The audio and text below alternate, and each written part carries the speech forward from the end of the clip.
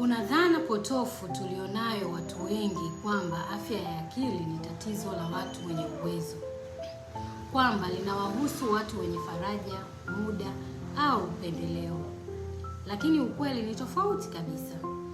Watu wanaoishi katika umaskini hukumbana na viwango vya juu zaidi vya changamoto za afya ya akili, si kwa sababu wao ni dhaifu, bali kwa sababu msongo wa mawazo hauishi, shinikizo la kuishi, kukosa uhakika, kupoteza bila nafasi ya kupona, na pale msongo wa mawazo unapokosa mapumziko hujikusanya polepole. Wakati huo huo, utajiri hauwalindi watu dhidi ya changamoto za afya ya akili.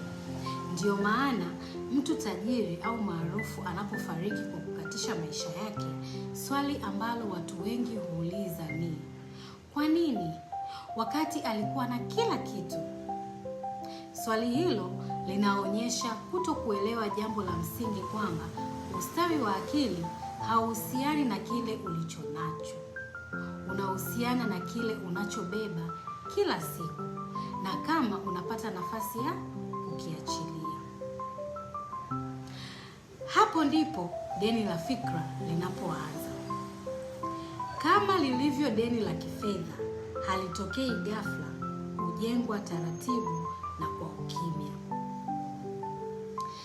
Shinikizo lisilosemwa, uchovu unaopuuzwa, mahali pa kazi panapothamini kuvumilia kuliko kupona, maisha ambayo msongo wa mawazo unachukuliwa kama kawaida na mapumziko huahirishwa.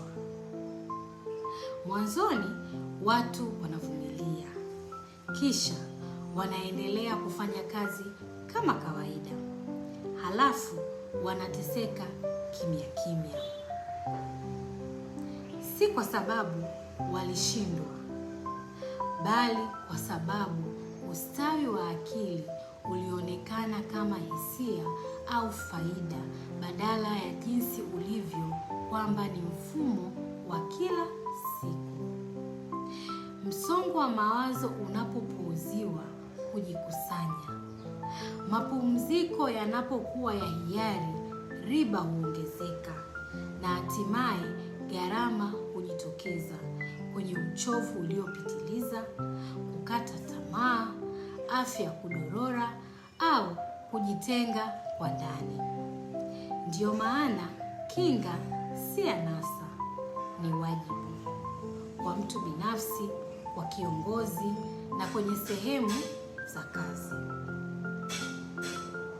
Kwa sababu tunapobuni mazingira yanayolinda ustawi wa akili mapema, tunapunguza madhara yake baadaye, bila kujali kipato, nafasi au hali ya maisha.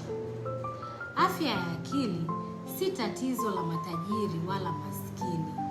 Ni tatizo la mifumo ambayo hupokea msongo wa mawazo au huahirisha gharama kimya kimya. Na gharama hiyo huja kulipwa kila wakati, kwa sababu kile tunachopuuzia leo ndicho kinakuwa deni la fikra la kesho.